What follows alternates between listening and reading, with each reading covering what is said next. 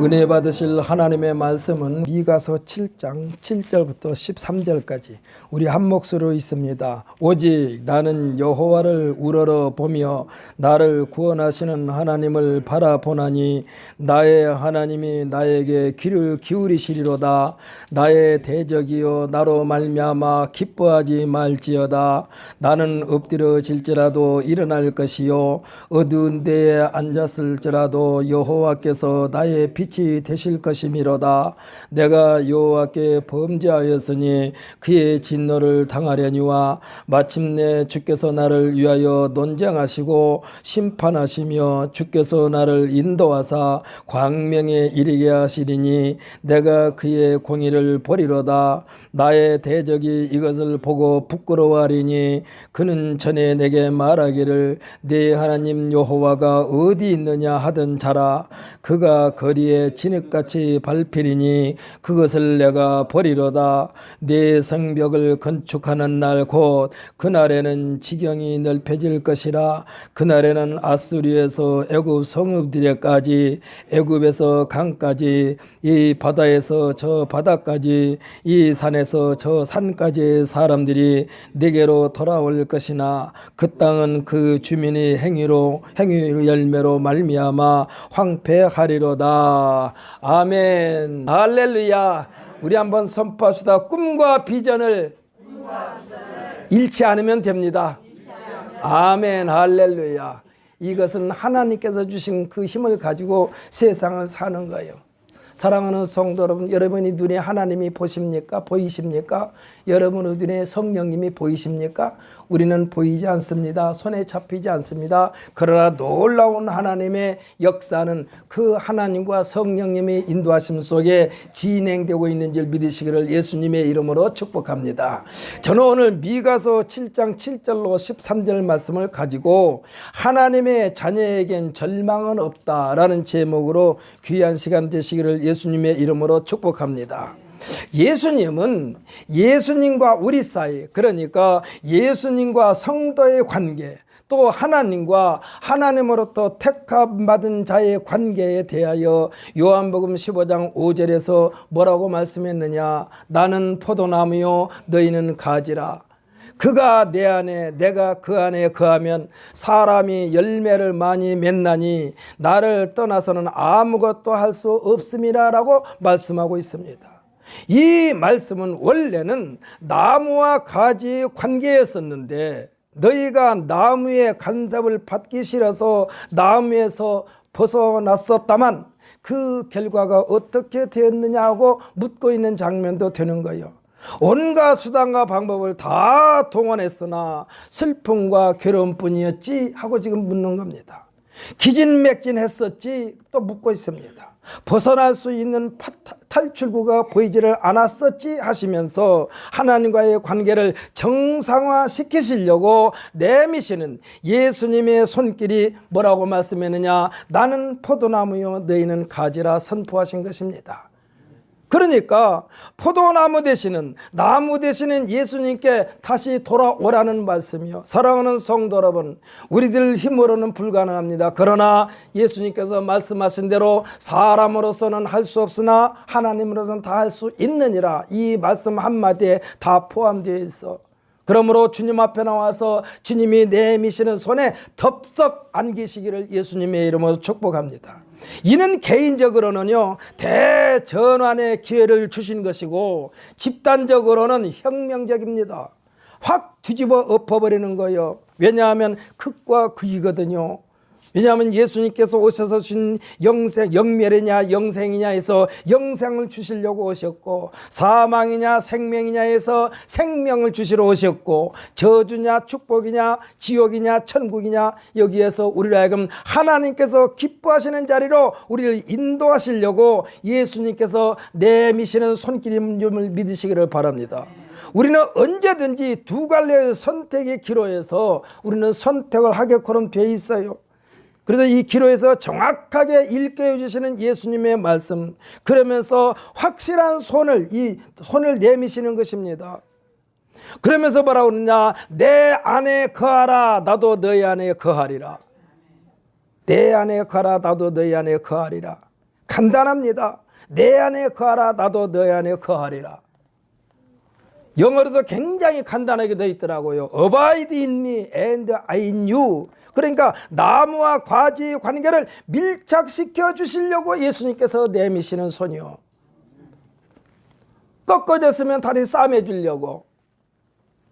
제가요 큰 동서한테 가가지고 고추 모종을 가지고 왔어요. 근데 고추 모종을 심다가 하나가 떼꼭 부러졌어. 근데 완전히 떨어져 나간 것이 아니라 이렇게 꺾어졌어. 조금 남았어요. 그래서 얼른 막대기를 갖다가 딱 똑바로 세워가지고 위아래를 정확하게 묶었어요. 흔들리지 말라고. 그랬더니 그 가지가 그대로 살아가지고 고치가 열렸어요. 사랑하는 성도 여러분,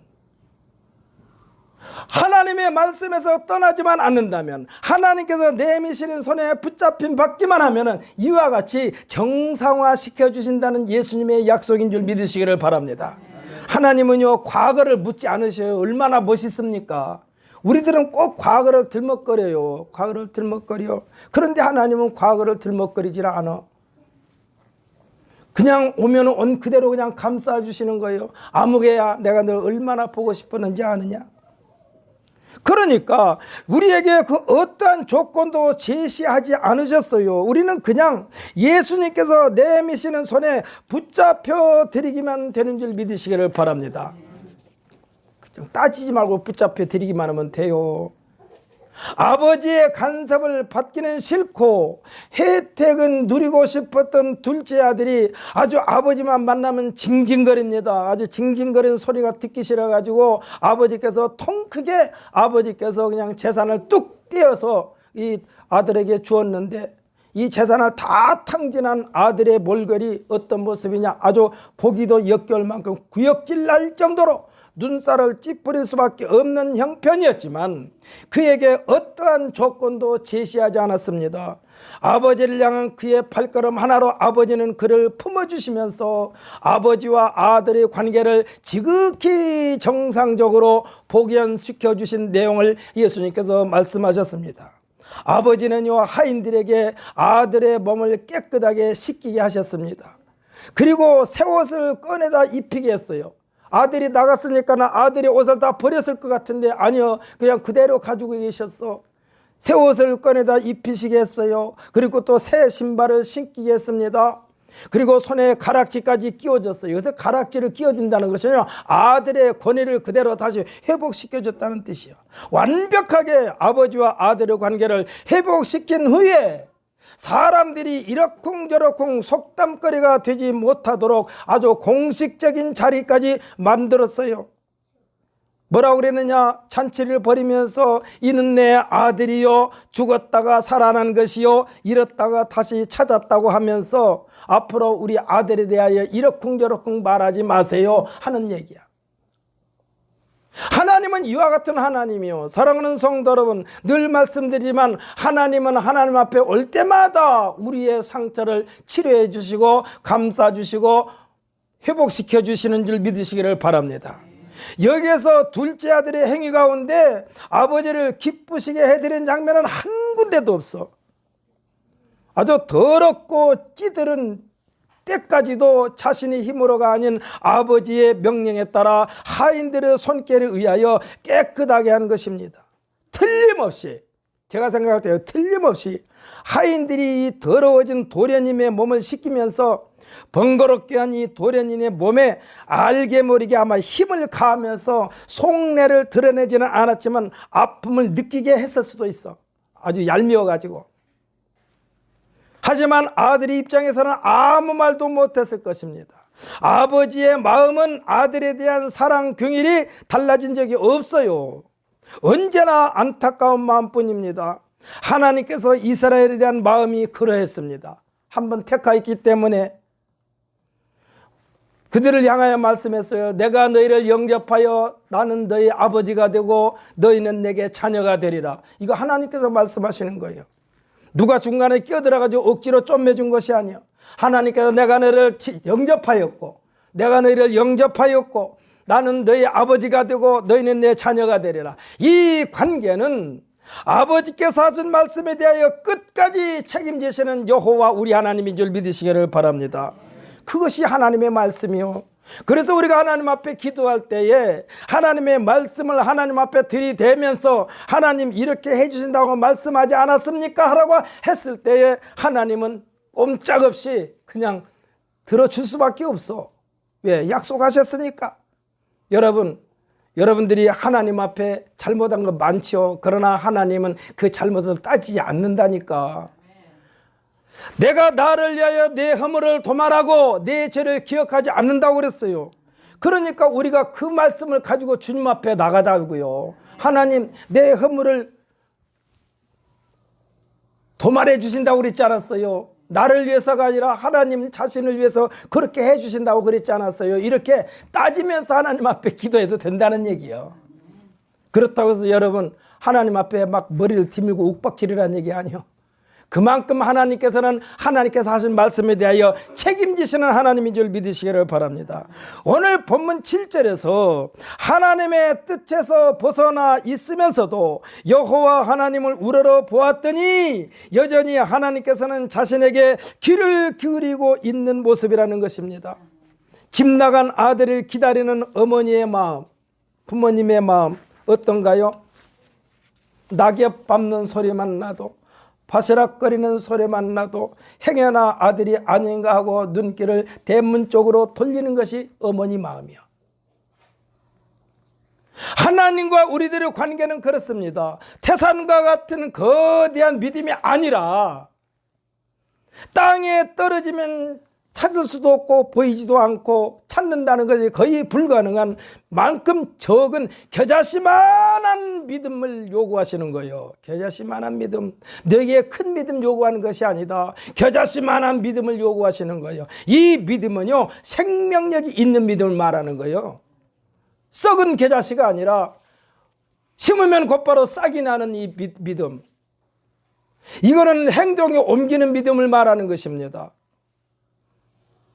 생명이 없는 믿음은 제 아무리 크다고 자랑해도 거들떠 보시지도 않아요. 하나님은 너희가 가져오든 너희가 안 가져오든 그 주인은 나 여호와이니라 그렇게 말씀하고 있는 줄 믿으시기를 바랍니다. 여러분들이 꼭 움켜쥐고 있는 거 여러분 거 아니에요. 하나님의 것이야. 하나님의 것이야. 신명기 6장 5절의 마음 어떻게 하라고 그러냐. 하나님은 너는 마음을 다하고 뜻을 다하고 힘을 다하여, 여기에다 예수님께서는 말씀하시기를 목숨을 다해라 하나 더 붙였어요. 그러면서 내 하나님 여호와를 사랑하라. 이 마음이 빠져있는 재물에 대하여 이사야 선지자를 통하여 하나님의 속내를 드러내고 계시는데 그것이 이사야서 1장 10절로 14절입니다. 우리 한번 찾아서 읽어봅시다. 구약성경 966페이지.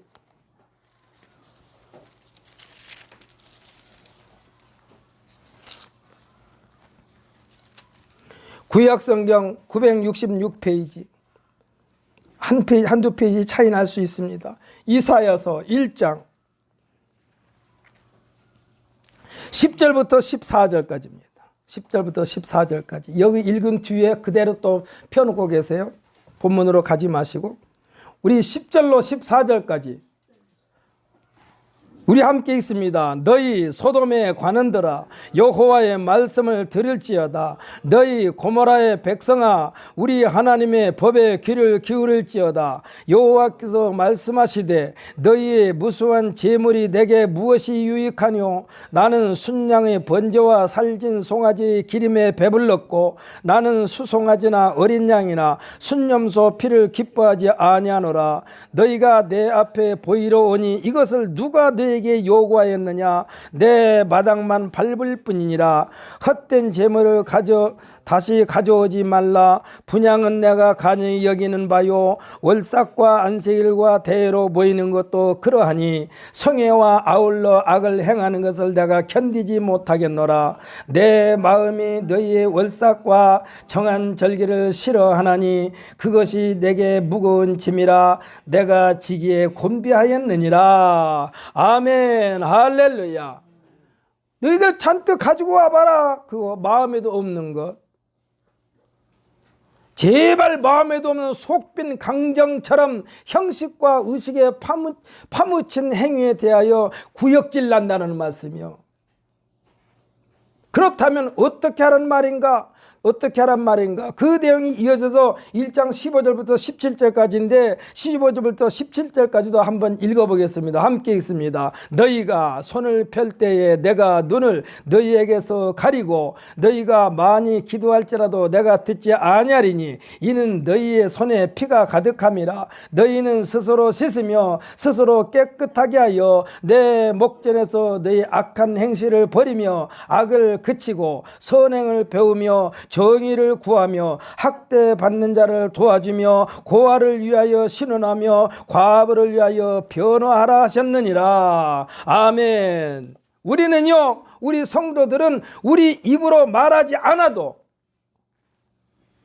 우리들의 행위를 보는 사람들에게 예수님의 그림자가 느껴져야만 된다는 사실을 믿으시기를 바랍니다.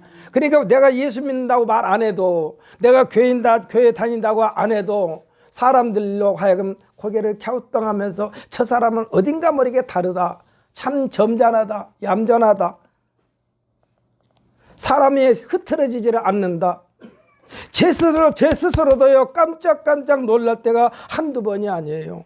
제 자신에 대하여 누구에게 대놓고 나는 신광순복음교회 목사입니다라고 말한 적도 없고, 저는 명함 자체가 없습니다만 명함을 찍어가지고 누구에게 돌린 적도 없어.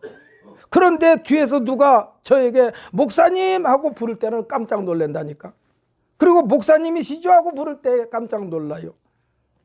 아주 몸에 전율을 느끼게 됩니다. 왜일까요? 나로 말미암아 하나님의 이름에 누가 돼서는 안 되기 때문에 그렇습니다. 내가 말을 하지 않아도 안다니까. 사람들이 어떻게 할까? 어저께인가도요, 저 농장에 갔더니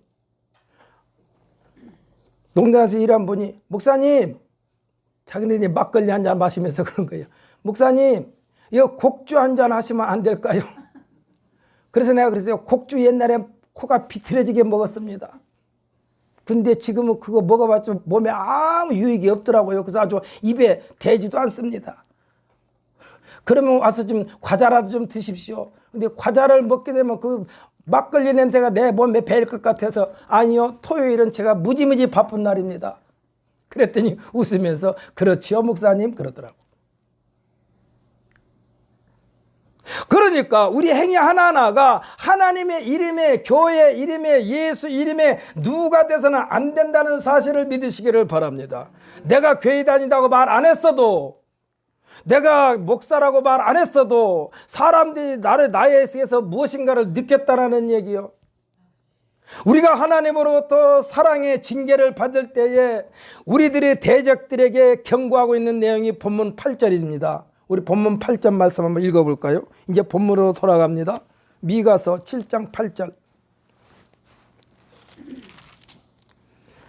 자, 함께 읽습니다. 나의 대적이여 나로 말미암아 기뻐하지 말지어다. 나는 엎드려질지라도 일어날 것이요 어두운 데 앉을지라도 여호와께서 나의 빛이 되실 것이미로다. 아멘. 이 말씀은요, 내가 지금 아버지 어머니로부터 꾸지람을 듣고 있는데 평상시에 나와 껄끄러운 관계에 있는 사람이 보면서 아주 즐거워하는 것에 대한 경고입니다. 내가 지금 엄마 아빠한테 혼나고 있으니까 옆에서 볼 때 아주 깨소금 맛을 느끼는 거예요. 그렇게도 통쾌하냐? 그러니까 지금 본문에서는 그런 거예요. 깨소금 맛이야? 그렇게도 통쾌하냐? 야 이놈들아, 내 아버지 내 어머니의 사랑의 표현 방법이다. 내가 비록 여호와께 범죄하여 하나님으로부터 징계를 받고 있지만 실상은 내 속에 있는 죄악들을 뽑아내기 위하여 하나님께서 나에게 징계를 가하는 것이다 라고 지금 말하고 있는 거예요. 사랑하는 성도 여러분, 여러분이 잘못해서요 하나님께서 침묵하고 있으면 버린 자식이요. 여러분 그렇게 생각을 해야 돼요. 내가 지금 하나님께서 기뻐하시지 않는 일을 하고 있는데 하나님께서 그냥 놔둔다면 그건 버린 자식 취급받는 거예요. 그러므로 여러분께서는 최대한으로 우리들이 기도할 때 그런 기도 많이 하지 않습니까? 알고 지은 죄, 모르고 지은 죄. 모르고 지은 죄야말로 하나님께서 용서하실 수가 있지요. 그러나 알고 지은 죄에 대해서는 징계를 받을 각오를 해야 한다니까. 하나님께서 내가 지금 엉뚱한 길로 가고 있는데 하나님께서 침묵하고 계시면 버린 자식이라니까. 그러면 안 돼요.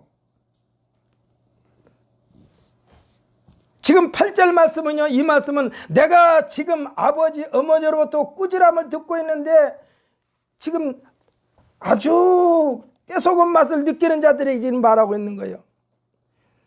내 속에 지금 죄악된 것들을 빼내게 하여 아버지로부터 어머니로부터 혼나고 있는 것입니다.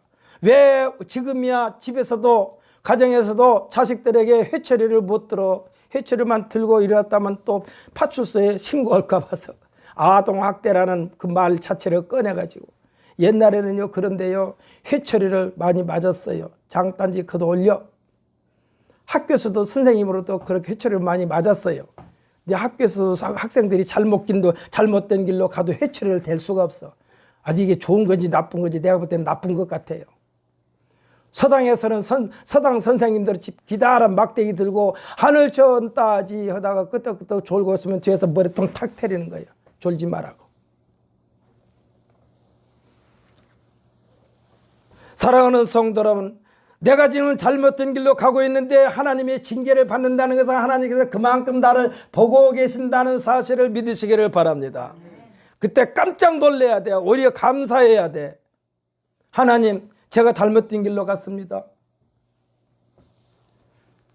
그러니까 지금 결국 엎드러질지라도 일으켜 세우실 것이요. 할렐루야.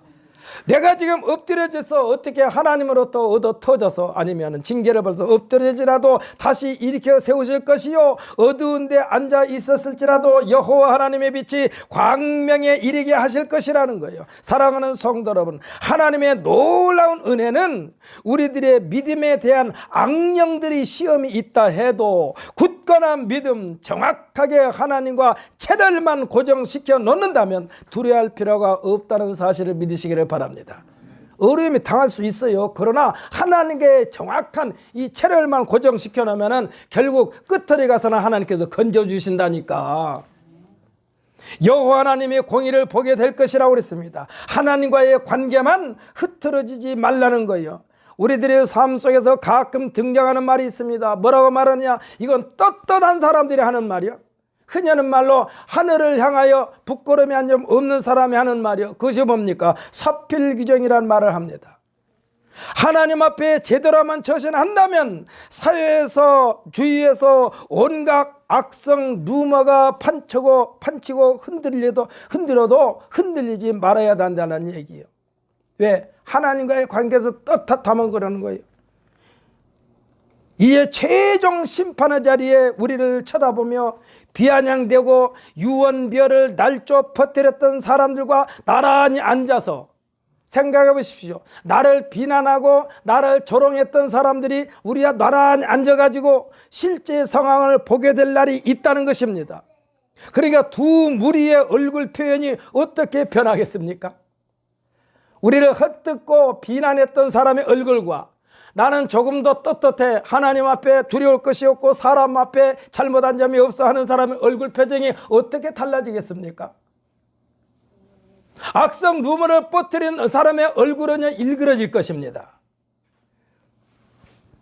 10절 말씀을 함께 읽어보겠습니다. 10절 말씀 함께 읽습니다. 나의 대적이 이것을 보고 부끄러워하리니 그는 전에 내게 말하기를 네 하나님 여호와가 어디 있느냐 하던 자라. 그가 거리에 진흙같이 밟히리니 그것을 내가 버리로다. 아멘. 우리들에게 이와 같이 감동을, 희열을 체험할 수 있는 약속이 없다면 얼마나 비참할까요? 신앙생활을 참으로 신실하게 지켜나가기 위하여 온갖 정성을 쏟고 있는데, 어려움이 실제 생활 속에서 이어질 때에 불신의 세력들이 우리를 보면서 눈만 뜨면 입만 열면 예수 믿어라, 예수, 교회 가자, 하나님 믿어야 한다고 늘 들들 볶다시피 한 사람들의 이 복음의 열정을 토했던 우리들에게, 성도들에게, 너희가 그렇게도 입이 닳도록 떠들어대던 네 하나님 여호와 어디 있느냐? 지금 어려움에 처음은 그런다니까. 성도들이지만 신실하게 신앙생활 잘하고 있는데 어려움에 처음엔 그렇게 말해. 내가 그렇게 자랑했던 하나님이 어디 있느냐? 네 하나님 좀 보여달라. 그 하나님 좀 보여달라면서 조롱했던 그들에게 부끄러움의 그림자가 드려질 것이라는 말씀이요. 그 말씀이 지금 10절 말씀이요.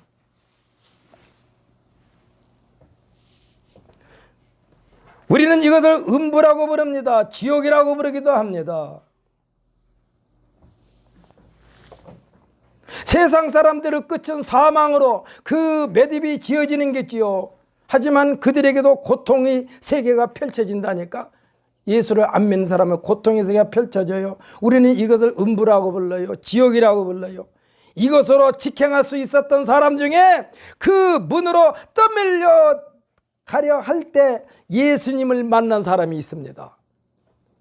지금 지옥으로 떨어지려고 할 때 예수님을 만난 사람이 있어.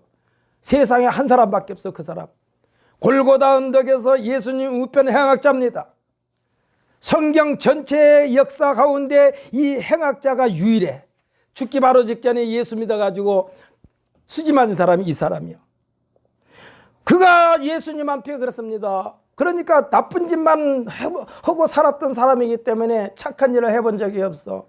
그래가지고 그냥 마지막 안일말로 부끄러운 모습으로 주님을 향하여 말했을 거예요. 예수요, 당신 나라 갈 때 나 좀 기억해주면 안 될까요?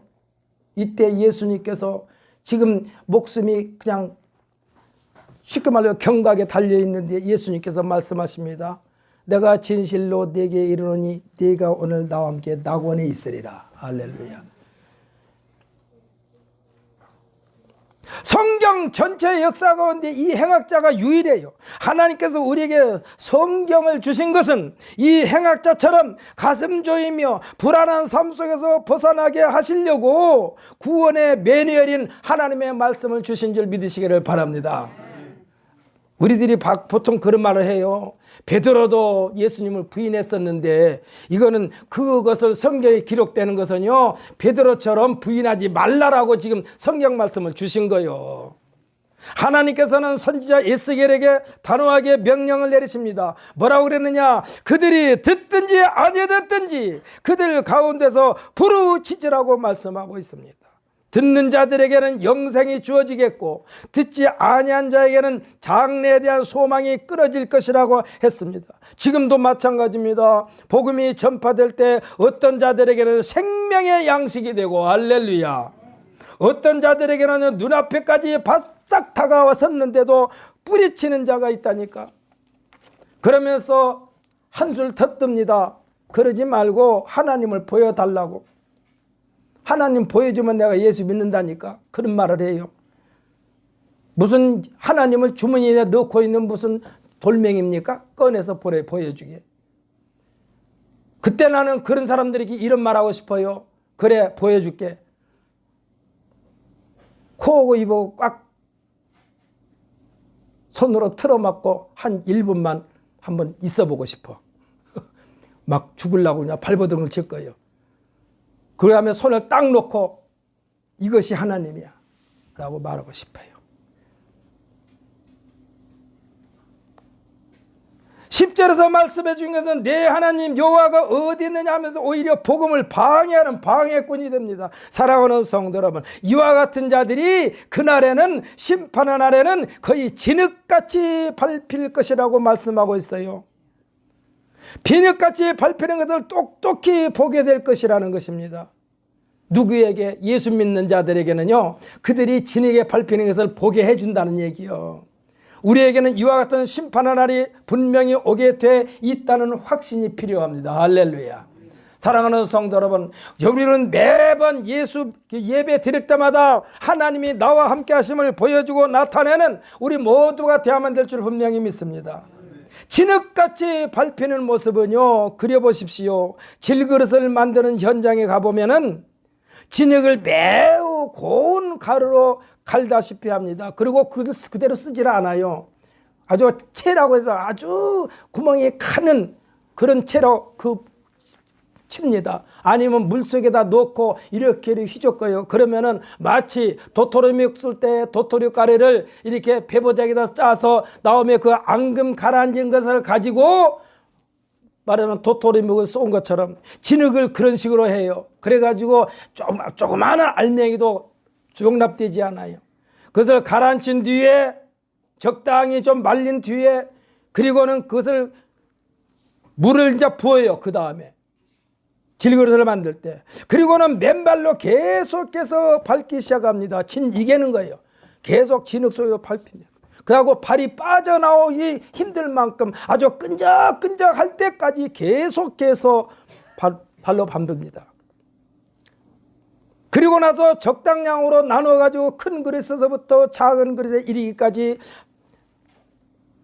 발로 물레를 돌리면서 그릇을 만듭니다. 그러니까 우리들이 대적들이 이와 같이 밟힘을 당하게 될 것이라고 지금 성경에 기록되어 있는 거예요. 사랑하는 성도 여러분, 예수 믿는 사람을 핍박하고 예수가 어디 있어? 하나님 믿는 사람을 핍박하고 하나님이 어디 있어? 이런 자들이 심판날에는 이와 같이 짓밟히게 된다 이 말씀이야. 하나님에 대한 선과 악의 차이는요, 종이 두께만큼이나 얇아요. 차이가 없어요. 그래서 우리가 아차하면, 예수 믿는다고 예수 잘 믿는다고 해도 아차하면은 이들 못지않게 전세가 역전될 수 있다는 사실을 믿으시기를 바랍니다. 그래서 예수님께서 말씀하신 것이 그거요, 먼저 된 자로서 나중되고 나중된 자로서 먼저 될 자가 많다라고 하셨어요. 무사한 일에 빠지지 말라는 얘기입니다. 예수님께서 내미시는 손에 사로잡힘을 받게 되면 그날에 그 예수님의 품을 지경이 하나씩 넓혀질 것이라고 그랬어요. 그러니까 예수님께서 내미시는 손에 붙잡혀 드리기나만 해는 그 지경이 하나씩 넓은 거예요. 땅덩어리 전체가 예수님의 품이 될 수가 있어요. 그 내용이 11절부터 12절의 내용입니다. 11절부터 12절 내용. 그것도 한번 읽어보십시다. 시작. 내 성벽을 건축하는 날 그날에는 지경이 넓혀질 것이라. 그날에는 아수리에서 애굽, 성읍들에까지, 애굽에서 강까지, 이 바다에서 저 바다까지, 이 산에서 저 산까지 사람들이 내게로 돌아올 것이나 그 땅은 그 주민의 행위의 열매로 말미암아 황폐하리라 라고 있습니다. 황폐하리라. 구원의 대상은 세상 모든 사람에게 동일하게 주어지지만 13절에서 말씀하신 대로 예수님의 손을 뿌리치는 자들의 모습은 처절하게 황폐하되리라 하고 있습니다. 가슴이 두근거린 마음으로 13절을 읽었습니다. 그 땅은요, 그 주민의 행위의 열매로 말미암아 황폐하리라고 말씀하고 있지 않습니까? 저는 이곳의 말씀을 읽으면서 얼마 전인가 산불이 번져가지고 산과 주민들이 살고 있는 동네 삶의 터전이 아주 초토화되어 가지고 죽음의 땅으로 변해버린 모습을 생각했습니다. 이때 사람들의 자신들이 동네와 산이 분간되지 않는 잿더미로 변한 것을 보면서 망연자실, 멍하니 눈에 초점이 없는 패닉 상태에 빠진 것을 보았습니다. 마지막 심판날에는 이와 같은 현상이 우리에게 보여진다는 얘기예요. 사랑하는 성도 여러분, 그러나 우리는 예수님 품에 있기만 하면은 할렐루야, 영생의 나라를 우리에게 주셨기 때문에 그것은 하나씩 넓다니까. 이렇게 된 후에 한결같은 말을 합니다. 불조심. 그러니까 이게 이제 뭐예요? 아까 말씀드린 대로 산에 불이 나고 동네가 다 탄 뒤에 이제 사람들이 말을 해요. 한결같이 뭐라고 하냐? 불조심해야 되는데 13절의 내용처럼 황폐하게 되면 그들이 입에서 나오는 말은 이구동성입니다. 똑같은 말하는 거예요. 예수님이 내미시는 손에 붙잡혀 드릴 걸, 나도 예수 믿을 걸, 김 집사가 교회 가자고 할 때 따라갈 것, 아내가 교회 가자고 할 때 따라갈 것, 껄껄. 그때 무슨 말씀인지 마음에 새겨들을 걸. 다른 사람이 아닌 내가 듣고 결정했어야 되는데 두고두고 후회해 봐야 아무 소용이 없어요. 사랑하는 성도 여러분, 염려하지 마십시오. 마음에 근심하지 마십시오. 선포하는데 아멘한 사람이 한 사람도 없네. 사랑하는 성도 여러분, 염려하지 마십시오. 할렐루야. 마음에 근심하지 마십시오. 가장 귀중한 보석 같은 지금 이 시간이 모든 염려를 예수님께 맡기는 유일한 시간임을 굳게 믿는 우리 모두가 되시기를 예수님의 이름으로 축복합니다. 아멘. 할렐루야. 순간의 선택이 우리의 장래를 다 결정짓는 거예요. 여러분, 마지막 때에 교회도 잘 선택해야 되고, 목사도 잘 만나야 되고, 목사는 성도로도 잘 만나야 되고, 어떤 사람은 목사를 막 쥐어 흔드는 성도도 없지 않아 있어. 그런데 목사들이 정확하게 하나님 말씀에 굳게 서면 성도들이 흔들어도 흔들지 않는데, 하나님 말씀에 굳게 서 있지 않고 세상 사람들과 똑같이 저울질하면서 이게 좋을까 저게 좋을까 저울질하다가는 성도들에게 휘둘림을 당하는 거예요. 아무리 좋은 것이라도 하나님께서 기뻐하시지 않은 것은 뿌리쳐야 돼요. 할렐루야. 이것은 아니다 하면 끝까지 아닌 거예요. 아유, 이것 좀 그냥 봐줘야지 하면 그 봐준 것이 나오지면 올무가 돼가지고 거기에서 자기 자신이 빠져나올 수가 없는 거예요. 여러분, 하나님과의 관계에서 항상 기뻐하시는 삶이 어떤 삶인가? 하나님께서 기뻐하시는 삶이 어떤 삶인가? 거기에 인생의 모든 초점을 맞추시기를 예수님의 이름으로 축복합니다. 그리하면 걱정할 것이 없다니까. 마지막이 되든 황폐가 되든 소용이 없어. 그러므로 하나님의 자녀에겐 절망이 없습니다. 할렐루야. 하나님의 자녀에게는 절망이 없어. 그러니까 내가 하나님의 자녀요, 하나님은 내 아버지라는 그 사실을 우리 마음판에 아주 정확하게 각인시킴으로써 내가 어디를 가나 하나님의 자녀로서의 채통을 지키고, 할렐루야, 어디 가서든지 나로 말미암아 하나님의 이 얼굴에 하나님의 이름을 망신시키는 일이 없게 되시기를 예수님의 이름으로 축복합니다. 옛날에나 어찌 됐건, 아까도 말씀드렸죠. 저도 옛날에 곡주를 많이 마셨다니까. 그래 지금은 곡주 옆에도 안 가요. 그러므로 여러분들께서는 아닌 건 아니요, 아주 정확하게 아닌 건 아니라고 확실하게 선을 긋고 앞으로 인생 여정에서 하나님께서 기뻐하시는 우리 모두가 되시기를 예수님의 이름으로 축복합니다. 원튼 원치 않던 6월달은 호국 보훈의 달인데 나라와 민족을 위하여 자기 몸을, 생명을 아주 송두리째 내놓은 사람들의 그 희생정신을 기리는 달이 6월달이야.